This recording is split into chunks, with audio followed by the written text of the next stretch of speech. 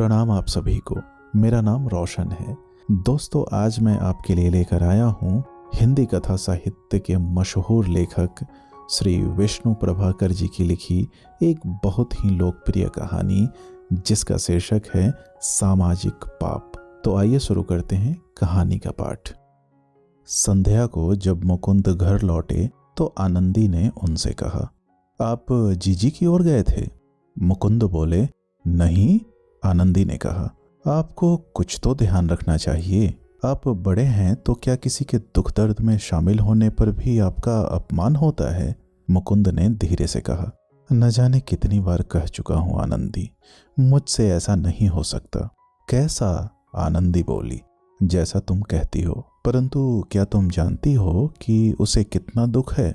क्या वहां मेरे जाने से वह दूर हो सकता है? आनंदी अप्रतिभ नहीं हुई, बोली, क्यों नहीं हो सकता? सांत्वना के दो शब्द दुख को बहुत हल्का कर देते हैं। मुकुंद हंस पड़े, हल्का कर देते हैं पर मिटा नहीं देते। मैं इन बातों में विश्वास नहीं करता आनंदी। जब मैं किसी के लिए कुछ नहीं कर सकता तो बातें मुझसे नहीं होती। इससे यदि दुनिया मेरे बारे में कुछ कहती है तो चिंता नहीं करूंगा। और सुनो आनंदी, मैं कर भी क्या सकता हूँ? मैं किसी को असहाय कैसे समझूं? आनंदी न जाने कितनी बार उनकी बातें सुन चुकी थी पर वह कभी भी उन्हें ठीक ठीक समझ नहीं पाई। उसने कहा, करने को मैं कब कहती हूँ, वह तो आपकी बात है। आप चाहे या न चाहें, पर मैं कहती हूँ कि इस दुनिया में आकर आदमी को किसी वक्त सहारे की जरूरत आ ही पड़ती है। आदमी सामाजिक प्राणी है, चाहे स्वार्थ के कारण हो चाहे परमार्थ के कारण।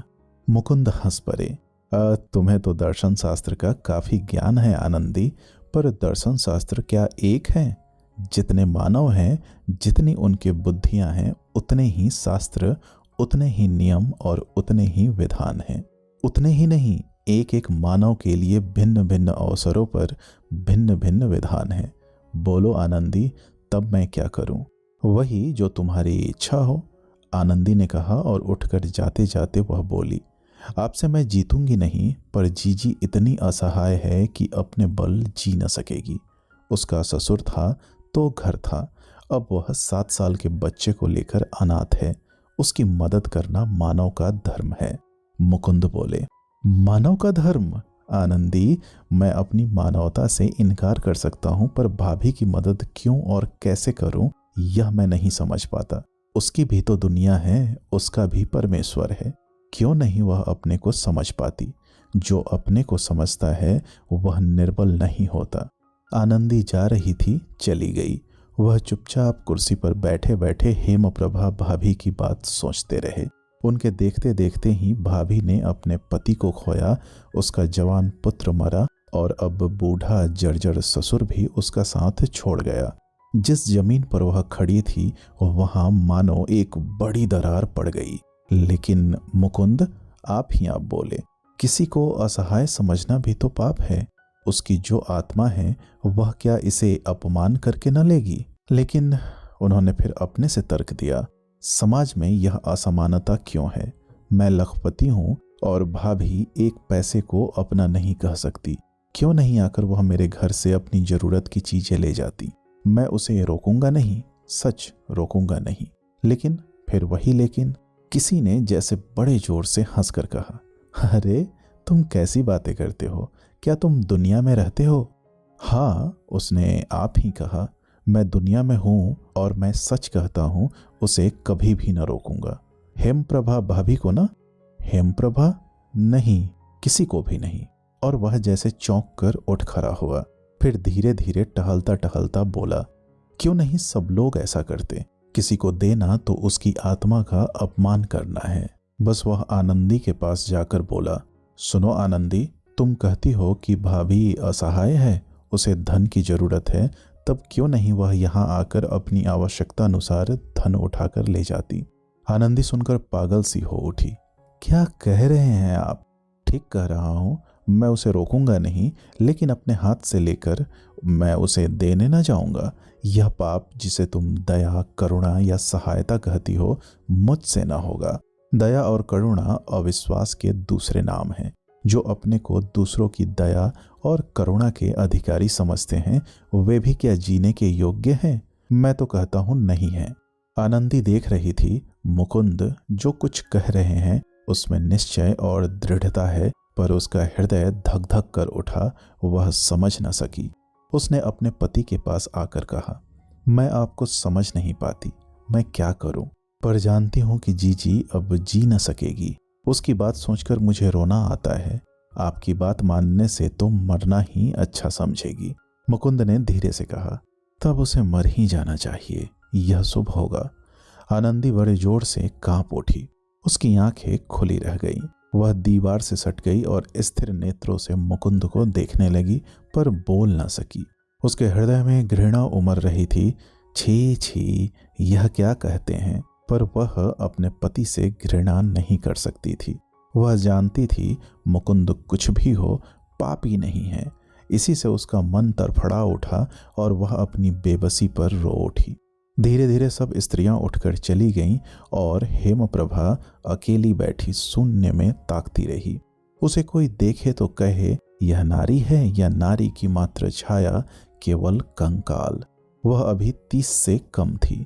वह उस आयु में थी जिसमें नारी अपने यौवन और सौंदर्य के शिखर पर होती है, पर प्रभा के लिए जैसे नारित्व ही अपमान बन आया था। शून्य की ओर देखकर वह सोचती, मैं पुरुष होती, लेकिन होना क्या मानव के वश में है? फिर न जाने क्यों वह असंभव बात सोचता है, शायद सांत्वना के लिए। तिल तिल घुटकर मरने से यह कल्पना जैसे प्रभा को साहस से भरती हो, पर अचरज यह कि ससुर मरे तो प्रभा सिसकी नहीं, एक बूंद आंसू भी नहीं बहाया। जब वह बीमार थे तो चुपचाप रसोई में लुक छिपकर वह फूट फूट कर रोती, लेकिन जब उनकी खाट के पास आती तो न जाने आंसू कहाँ चले जाते। वह हंस पड़ती, कहती, पिताजी बुखार उतर रहा है, परसों जाकर पेंशन ले आना, समझे ना? लो अब काढ़ा पी लो। और उठाकर कटोरा मुंह से लगा देती। ससुर मंत्र की तरह उसकी बात मानते। उसे हंसते देख हंस पड़ते। तू काढ़ा पिला पिला कर मुझे बीमार डाल देती है। पगली बेटी, मैं बीमार कहाँ हूँ, कल ही जाऊंगा, पर केशव को साथ ले चलूंगा। और चौंक कर चुप हो जाते, जैसे उन्हें अपनी कमजोरी का ध्यान आ जाता और उसे वह हेमप्रभा पर प्रकट नहीं करना चाहते। हेमप्रभा समझ जाती और उसका हृदय कर उठता धक धक धक। मन में वह कह उठती, यह न होने देना प्रभु। लेकिन प्रभु ने उसकी बात सुनी नहीं और वही न होने वाली बात हो गई। उस दिन संध्या को प्रभा के ससुर विशेष स्वस्थ जान पड़ रहे थे। प्रभा को बुलाकर बोले, बेटी लेटे लेटे अकड़ गया हूँ, खिड़की के पास तो बैठा दे। प्रभा जैसे पुलकित हुई, लेकिन वह बैठ न सके। लेट गए और केशव से बोले, केशव तू बहुत अच्छा है ना? केशव 7 साल का बालक था। सिर हिलाकर बोला, हाँ। और तू अपनी माँ को प्यार करता है ना? केशव ने फिर सिर हिलाया। और मुझे भी? हाँ। वृद्ध ने दोनों हाथों से पकड़कर केशव को छाती पर लेटा लिया। बोले, तब एक बात सुन बेटा, आज मैं तुझसे कहता हूँ, अपनी माँ से कभी न लड़ना, सदा उसकी बात मानना। माँ से बढ़कर कौन है बेटा? और तेरी माँ। क्षण भर के लिए वृद्ध जैसे साहस खो बैठे, फिर संभल कर बोले, तेरी माँ केशव, तेरी माँ साक्षात अन्नपूर्णा है, अन्नपूर्णा। केशव कुछ न समझा, केवल उसने दादा की आंखों में आंसू देखे। वे अबाध गति से बहे चले जा रहे थे। बांध टूट गया था। केशव क्षण भर देखता रहा और फिर माँ के पास जाकर बोला, दादा रो रहे हैं माँ? क्यों रे? हेमप्रभा चकित सी बोली, कह रहे थे माँ की बात मानना, माँ बड़ी अच्छी है, और रो पड़े। हाँ। हेमप्रभा जल्दी से उठी, लेकिन वहाँ क्या था? प्रभा ने देखा नेत्र स्थिर हैं और सांस बहुत धीमी हो चली है। वह चौंक कर पीछे हट गई। उसने पति और पुत्र को मरते देखा था। वह डरी नहीं, रोई भी नहीं, समझ रही थी कि यही होना है। उसने केशव से कहा, दौड़कर मुकुंद चाचा को बुला ला। जब तक मुकुंद आए, प्रभा ने गंगा जल उनके मुख में डाला, लेकिन वह गले से उतर न सका। मुकुंद ने आकर उन्हें देखा और बोले, सब समाप्त हुआ भाभी, इन्हें मुक्ति दो। और प्रभा की सहायता से उन्होंने वृद्ध को जमीन पर लिटा दिया। प्रभा ने चाहा कि ससुर के पैर पकड़कर खूब रो लूं, लेकिन वह चुपचाप अंदर गई और कुछ रुपए निकाल लाई। उन्हें मुकुंद के हाथ में देकर बोली, जो कुछ है यह है, केशव को ले जाओ और अंतिम क्रिया का प्रबंध कर दो भैया। मुकुंद ने चुपचाप रुपए लिए और चले गए, लेकिन बार बार उनके मन में एक प्रश्न उमड़ घुमड़ कर आया, भाभी रोई क्यों नहीं? और शायद तभी आनंदी के कहने पर उन्होंने कहा था, क्या तुम जानती हो उसे कितना दुख है? वह जानते थे जो चोट फूट पड़ती है वह हल्की होती है, पर अंदर का घाव जीवन लेकर ही छोड़ता है। आनंदी इसी दुनिया की एक स्त्री थी। भाग्य ने उसे रूप तो विशेष नहीं दिया था, पर उसका दिल बड़ा खूबसूरत था। वह सबके लिए कुछ न कुछ करना चाहती थी। सबके प्रति उसमें एक अपनेपन की भावना थी। उसके पास पैसा भी था और देने के लिए स्वतंत्रता भी थी, पर मुकुंद के विचार सदा उसके मार्ग में अड़ जाते। वह उन्हें परे हटा देने का साहस न कर पाती। हेमप्रभा के लिए भी यही बात थी। उसके दुख से आनंदी कांप कांप उठती, पर उसका साहस न खोलता और दुनिया उसी तरह चलती चली। हेमप्रभा कैसे दिन बिता रही है किसी ने जानने की खास कोशिश नहीं की।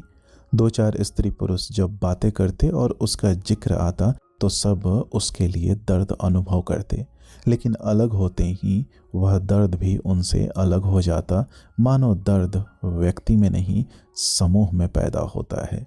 पर आनंदी के लिए यह अपवाद था। आज जब वह मंदिर से लौट रही थी तो हेम प्रभा के घर चली गई।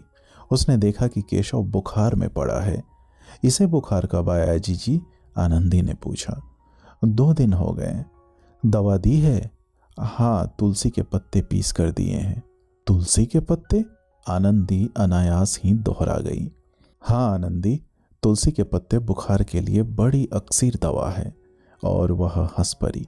आनंदी वहां अधिक न ठहरी। उसका जी अंदर से भरा भरा लगने लगा। घर जाकर देखा मुकुंद बैठक में थे। उनसे बोली, तुमने सुना जीजी के लड़के को भी बुखार आ गया? मुकुंद ने सुना और भी पर भी उसका ध्यान गया, पर वह बोले, आजकल बुखार का मौसम है। आनंदी वैसे ही बोली, दवा वह दे नहीं सकती, केवल तुलसी के पत्ते पिला रही है। मुकुंद आनंदी की ओर देखकर बोल उठे, हाँ, तुलसी के पत्ते तो बुखार की बड़ी अक्सीर दवा है। आनंदी अंदर जाते जाते बोली, न जाने भगवान क्यों अनाथों को ही दुख देता है। मुकुंद ने सुना और कहा, तुम भगवान को मानती हो आनंदी? आनंदी ने अपने पति को अचरज से देखा पर बोली नहीं। मुकुंद को आश्चर्य हुआ। आनंदी चुपचाप चली गई। और उसी रात को मुकुंद को सवेरे जो अचरज हुआ था वह दूर नहीं हुआ। उन्हें दिन भर आनंदी की बात और उसकी मुद्रा याद आती रही। मानो आनंदी ने उनसे बार बार कहा, लो अब उसका बेटा भी चला। मुकुंद सोच बैठते। उसने आगे कुछ नहीं कहा। भाभी के पास जाने या केशव के लिए कुछ प्रबंध कर देने के लिए वह बोली भी नहीं। क्यों? वह इस क्यों का उत्तर न पा सका। जैसे वह सोचता, जिधर वह देखता क्यों के तिरमिरे उसकी आंखों के सामने दौड़ते रहते। ऊपर शून्य में, नीचे पृथ्वी पर, हिसाब के रजिस्ट्रों में, यहाँ तक कि लिखते लिखते प्रत्येक अक्षर में वह क्यों गोलाकार अक्षरों में उसके सामने आ जाता। आनंदी ने क्यों नहीं कहा, आप एक बार जाइए तो? उसकी एकमात्र टेक भी छिन रही है। वृक्ष की अंतिम डाल भी टूटना चाहती है, लेकिन वह मुद्रा, वह तो विवशता की, क्लेश की मुद्रा थी। उसमें प्रार्थना नहीं थी, संकेत था। जो है सो देख लो, मैं बताऊं क्या? यह तो अपने आप ही बोलती है, मेरी टिप्पणी की जरूरत क्या है? मुकुंद ऊपर से शांत रहे, पर अंदर ही अंदर इस कल्पना ने उन्हें हिला डाला। वह जो सवेरे थे संध्या को नहीं रहे। इसीलिए जब रात का अंधकार धीरे धीरे बढ़ा आ रहा था, वह चुपचाप कमरे में टहल रहे थे। उन्हें नींद आ रही थी। बार बार वह सोचते और बोल पड़ते, तुमने सुना जीजी के लड़के को भी बुखार चढ़ाया है। बोलते बोलते वह तेजी से चल पड़ते और फिर सोचते, तो मैं क्या करूं? मैं क्या दुनिया का बनाने वाला हूँ? मुझे चिंता क्यों है? फिर सोचते आनंदी भी इस बात को समझ गई है, तभी तो उसने मुझसे कहा नहीं कि एक बार जाकर बच्चे को देख तो आओ। आनंदी के विचार पलट गए। उसकी करुणा अब नहीं उबलेगी और कहकर वह कांप कांप उठे। हेम प्रभा का बच्चा मर जाएगा, फिर भी आनंदी नहीं बोलेगी, रोएगी भी नहीं। नहीं नहीं, वह जैसे कह उठे। नहीं क्या रे? मन ने कहा। नहीं, मैं कहता हूं नहीं, वह बच्चा नहीं मरेगा। तू बचाएगा? मन ने फिर तर्क दिया। हाँ, मुकुंद ने दृढ़ता से कहा। और उसी समय उन्होंने अपना बक्स खोला, उसमें से कुछ नोट निकाले और बाहर चले गए। चारों ओर सन्नाटा था। ऊपर काले आसमान में तारे थे और नीचे पृथ्वी पर मुकुंद। उन्हें कुछ पता नहीं था वह थे और उनके सामने हेमप्रभा भाभी थी। उसके दरवाजे पर जब उन्होंने दस्तक दी तो प्रभा जाग रही थी। चौंक कर बोली, कौन है? कोई नहीं बोला, केवल खटखट होती रही। मुकुंद धीरे से बोले।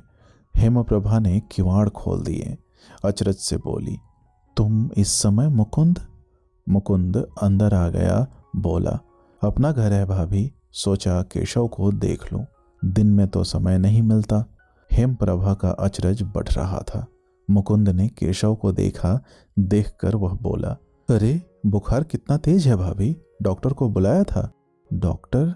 लड़के का गला घोट कर न मार डालो भाभी, तुम कैसी माँ हो, मुझे क्यों नहीं खबर की?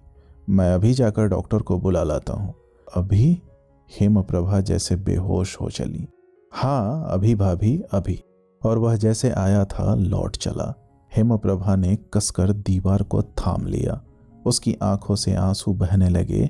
वह स्थिर शून्य में तारों को देख रही थी। तभी एक तारा टूटकर दूर पृथ्वी पर आ पड़ा। वह मन ही मन बोल उठी, यही तो मुकुंद है।